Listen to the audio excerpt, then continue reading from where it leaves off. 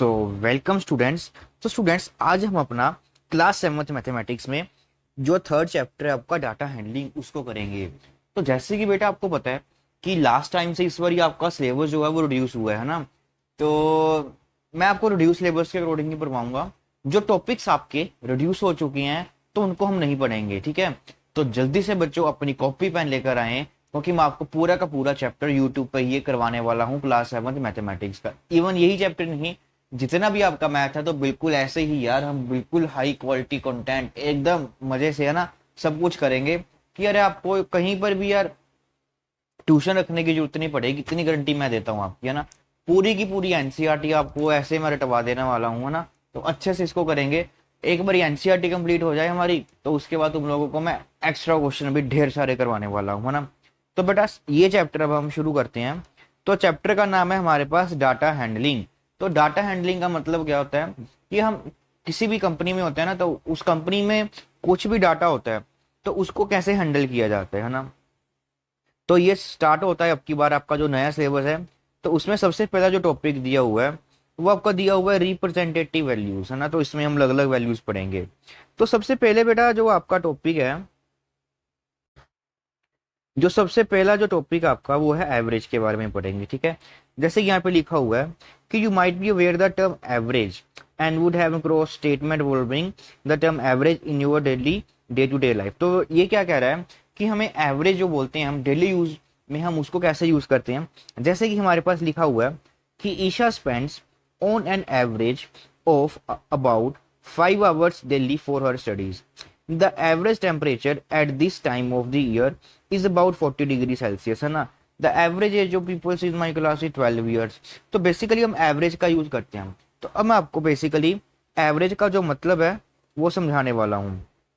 अब जैसे मान के चलिए आपके आपसे ही इसमें रिलेट करने वाली एक एग्जांपल लाता हूँ। जैसे कि मान लीजिए आपका इंग्लिश का पेपर हुआ ना। तो इंग्लिश के पेपर में आपके 80 आउट ऑफ 60 मार्क्स आ गए, ठीक है। फिर हमने क्या किया, आपके मैथमेटिक्स का पेपर लिया।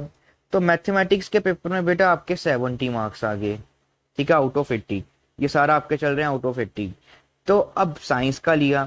तो साइंस में बेटा आउट ऑफ 80 आपके पास मान के चलते हैं हम 50 मार्क्स आ गए, ठीक है।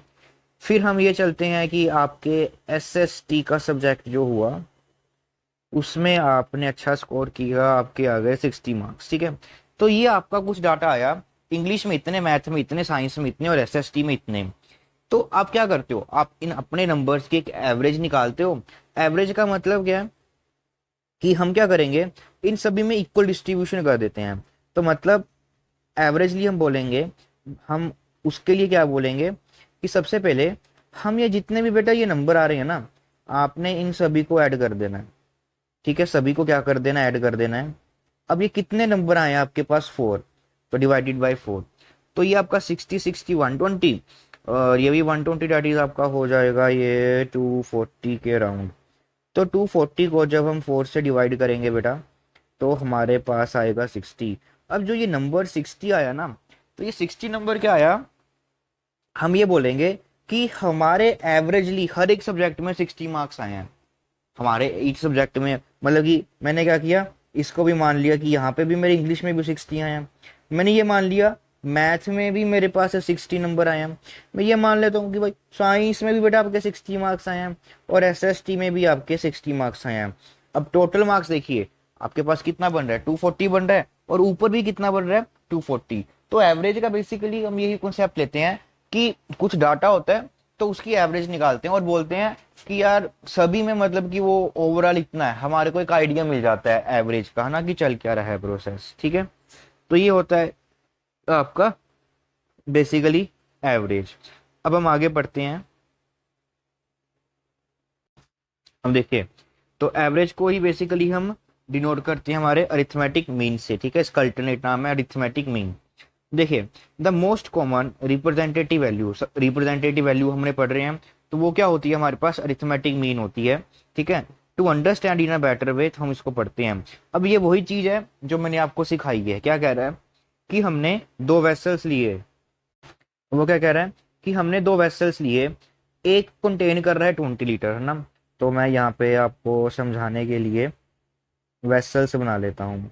तो मैंने एक वेसल लिया, ठीक है, 20 लीटर का। तो यहाँ पे 20 लीटर आपका फिल्ड हुआ है एंड 60 लीटर्स ऑफ मिल्क। तो हम दूसरा वेसल ले लेते हैं, उसमें जो क्वांटिटी है वो हमारी 60 लीटर वाली है। तो ये 20 लीटर है, इसमें इसमें आपके पास 60 लीटर है, ठीक है। तो फिर आगे बोला what is the amount each vessel would have if you share the milk equally. अब वो बोलते हैं कि इन दोनों को आपने क्या कर लो, मिक्स कर दो, दोनों में क्या कर दो, मिक्स कर दो, और इनको इक्वली आपने क्या करना है, शेयर करना है। तो हमने देखा कि अब की बार इनको जब मैं ऐड करूंगा तो मेरे पास टोटल 80 लीटर मिल्क हो जाएगा, और इक्वली मेरे को उनमें डिस्ट्रीब्यूट करना है, ठीक है। तो हम अगर इसको सोचें तो ये इक्वलेंट हो जाएंगी दोनों के दोनों बिकर्स हमारे, कि हम क्या करते हैं कि 40-40 के दो बिकर्स ले लेते हैं, ठीक है। तो ये भी 40 का आपका, और ये भी बन जाएगा आपका 40 का। तो ये इक्वलेंट है आपके पास, है ना, ये सारी की सारी चीजें आपकी क्या हो जाएंगी, इक्वलेंट। अब ये 40 हमने कहाँ से ढूंढा, दैट इज वैसे ही क्या किया, पहले उनको एडअप किया, कितनी क्वांटिटीज हैं, दो, तो उनको डिवाइड कर दिया। देखिए कैसे, टोटल क्वांटिटी ऑफ मिल्क कितनी होगी, 60 + 20, नंबर ऑफ वेसल्स कितने हैं, 2। तो यहाँ पे आ जाएगा आपके पास 40 लीटर्स, ठीक है। इट मीन्स ईच मिल्क, इसमें आपके पास 40-40 मिल्क होना चाहिए। अब हमारे पास स्टैंडर्ड फॉर्मूला बन गया AM, that is arithmetic mean निकालने का, या सिंपल मीन भी बोल सकते हो। तो वो क्या होता है, सम ऑफ ऑल द ऑब्जर्वेशन। आप क्या कीजिए, जितनी भी आपकी ऑब्जर्वेशन हैं उन सभी को एड अप कर लीजिए और उसको डिवाइड कर दीजिए नंबर ऑफ ऑब्जर्वेशन से, ठीक है। तो वो आ जाएगा आपके पास उनका अरिथमेटिक मीन। अब कुछ एग्जांपल्स मैंने लगा रखी हैं, ठीक है, तो एग्जांपल्स करते हैं। तो देखिए, तो सबसे पहले हम एग्जांपल 1 का सोल्यूशन करते हैं। एग्जांपल क्या है कि Ashish studies for 4 hours, 5 hours and 3 hours respectively on the 3 consecutive day. तो हमारे पास क्या बोला है उसने कि फर्स्ट डे है, second day and third day. तो वो फर्स्ट डे में भी आपका 4 आवर्स स्टडी कर रहा है, ठीक है, और यहाँ पे सेकेंड डे में आपके पास वो 5 आवर्स स्टडी कर रहा है, और उसके बाद थर्ड डे में वो आपका 3 आवर स्टडी कर रहा है। तो हमारे को एवरेजली निकालना है कि वो डेली कितना पढ़ रहा है एवरेजली, है ना। तो यहाँ पे हम एवरेज मतलब उनका क्या निकालेंगे, मीन। तो कैसे निकालोगे बच्चों, तो आपने क्या करना है कि सर आपने जैसे बताया हम वैसे ही करेंगे, जैसे आपने हमारे को सिखाया है हम वैसे ही करेंगे। कि पहला डाटा है वो पहले दिन पढ़ा 4, फिर वो पढ़ा 5, फिर वो पढ़ा 3, तो इनको सभी को ऐड कर देंगे। और बेटा कितने नंबर को ऐड किया, 3 को किया, तो नीचे 3। तो ये आपका 5 और 4 9, और 9 और 3 12। तो ये 12 और ये 3 आपका आ जाएगा 4। तो हम ये बोल सकते हैं कि एवरेज लीवी वो हर दिन कितना पढ़ रहा है, 4 आवर। तो पहले दिन भी इक्वलेंट हो गया कि वो पढ़ रहा है आपका 4 आवर्स, है ना। सेकेंड डे भी आपके पास वो 4 आवर्स पढ़ रहा है, और जो थर्ड डे है उसमें भी आपके पास वो एवरेजली 4 आवर्स की डेली स्टडी कर रहा है, ठीक। तो एक और एग्जांपल है, देखिए कैसे है। A batsman score the following number of runs in 6 innings. तो एक बैट्समैन है हमारे पास, मान लीजिए विराट कोहली ही है हमारे, है ना, फेमस बैट्समैन। तो उन्होंने क्या किया यहाँ पे कि फर्स्ट मैच में, है ना, उन्होंने फर्स्ट मैच प्ले किया, अरे यार फर्स्ट मैच में उन्होंने स्कोर किए 36, ठीक है। फिर सेकंड मैच में उन्होंने स्कोर किया भाई 35। थर्ड मैच में अरे शाबाश, है ना, ये लगी हमारी हाफ सेंचुरी, तो 50 स्कोर किया। तो और फोर्थ मैच में उन्होंने हमारा स्कोर लगाया 46, और यार भाई फिफ्थ मैच में अरे 60 लग गया, है ना, हाईएस्ट। हाँ, फिर सिक्स मैच में उसने बनाए 55, है ना। तो हम क्या बोलेंगे भाई, उसकी एवरेज क्या होगी, है ना। अब आप क्रिकेट मैच देखते होंगे, वहां पे आपके पास एवरेज आता होगा ना, कि एवरेज आप देखते हो ना, जब वो दिखाते हैं कि इसने इतना मैच खेला, इसकी कितनी एवरेज है। अरे हाँ बेटा, सही सोच रहे हो, जो एवरेज आप वहां पे देखते हो ना, अब यही वही एवरेज आपको निकालना है ना। अब आपके दिमाग में आया होगा, अरे यार ये एवरेज का मतलब क्या होता है ना, तो अब आपको समझ में आएगा, है ना। तो 6 मैच की एवरेज क्या होगी, अरे यार बहुत ही आसान है ना सर, आपने जैसे बताया। तो अब हम निकाल सकते हैं कि सर हम क्या करेंगे, अरे सबसे पहले तो सर हम इनको सभी नंबर्स को जल्दी से ऐड अप कर देंगे, है ना। तो इनको हम जल्दी से पहले लिख लेते हैं। और फिर इन सभी नंबर्स को हमने ऐड अप कर दिया। ओके, तो ये नंबर्स को हमने ऐड किया और उसके बाद सर क्या करने वाले हो? तो बेटा मैं नीचे डिवाइड का साइन लगाने वाला हूँ, थोड़ी सी रेडी होगी, कोई बात नहीं। टोटल 6 हैं तो यार इसको 6 से हम क्या कर देंगे, डिवाइड, है ना बच्चों? तो अब जल्दी से इनको ऐड अप करो और देखो क्या आ रहा है। तो बच्चों जल्दी से आपने इसको ऐड अप किया होगा। तो बेटा देखो मैंने इनको ऐड किया तो मेरा तो भाई बन रहा है 282 बन रहा है ना।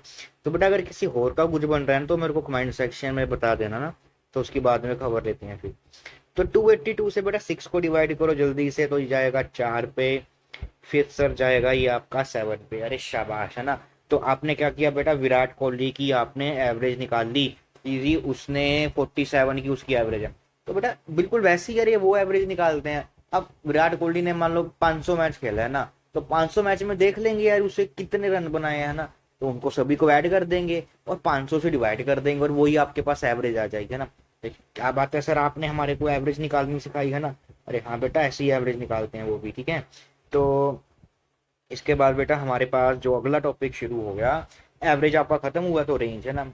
तो रेंज में हमारे पास एक दूसरा ऑब्जर्वेशन रहती है। तो बेसिकली रेंज होती क्या है, the difference between the highest and the lowest observation gives an idea of the spread of the observation. क्या कहते हैं हम, कि जो भी डाटा है तो उससे सबसे कम वाला ले लो, फिर उसके बाद सबसे बड़े वाला ले लो, उनको डिफरेंस कर दो ना, तो बोलते हैं कि वो रेंज आ जाती है। रेंज का मतलब है कि यार वो आपका ना इसके बीच बीच में रहेगा कि कितना ज्यादा वैल्यू बड़ी है, कितनी ज्यादा उसमें रेंज आ रही है ना? तो इसको ऐसे बोल सकते हैं। तो सिंपल भाषा में बोलूं तो अगर आपको रेंज निकालनी है तो क्या करना है, difference between the greatest and least number in the data set. जो भी आपके पास डाटा होगा उसमें से सबसे बड़ा नंबर ढूंढ लो। तो यहाँ पे मेरे को सबसे बड़ा नंबर बेटा दिख रहा है 80। तो सबसे हाईएस्ट नंबर आपका सर क्या बनेगा, सर 80 बनेगा, 80। तो उसके बाद बेटा सबसे छोटा वाला ढूंढ लो ना। तो छोटे वाला हमारे को बेटा मिल रहा है ये 15। तो लीस्ट नंबर बेटा आपके पास हुआ 15, है ना? ये 15 हो गया। अब सर रेंज कैसे निकालेंगे? अरे बेटा बिल्कुल आसान है। तो रेंज निकालने के लिए आपको क्या करना है, हाईएस्ट माइनस लोवेस्ट कर देना है। अरे यार बहुत ही ईजी है सर ये तो आपको 80 माइनस 15, है ना? तो बेटा कितना आएगा, 75 आएगा, 65? अरे सर क्या बोल रहे हो, 65 आएगा, बिल्कुल बेटा 65 आंसर आ जाएगा इसका। तो बस बेटा रेंज आपकी यही आ जाएगी, है ना? यही आंसर होगा हमारे पास, बहुत ही आसान है, ठीक है। तो फिर हम आगे चलते हैं। अब देखिए आगे हमारे पास एक अच्छा सा क्वेश्चन आ गया ना, एग्जाम्पल 3। बहुत ही ईजी है, आपको करवाता हूँ, अभी खुद भी कर सकते हो यार आप, है ना? मैं करवाता हूँ, चलो सर आप करवा दीजिए ना। एनसीईआरटी एक्सरसाइज हम खुद से करेंगे, क्या बात है ना? एग्जाम्पल 3 में क्या कह रहा है बेटा, the age in the years of 10 teachers of a school. तो क्या है कि एक स्कूल है ना, तो उसमें 10 टीचर हैं, तो उन 10 टीचर की सब जो एजेस हैं वो मान ली है ना। तो उसने पूछा है कि what is the age of the oldest teacher and the youngest teacher.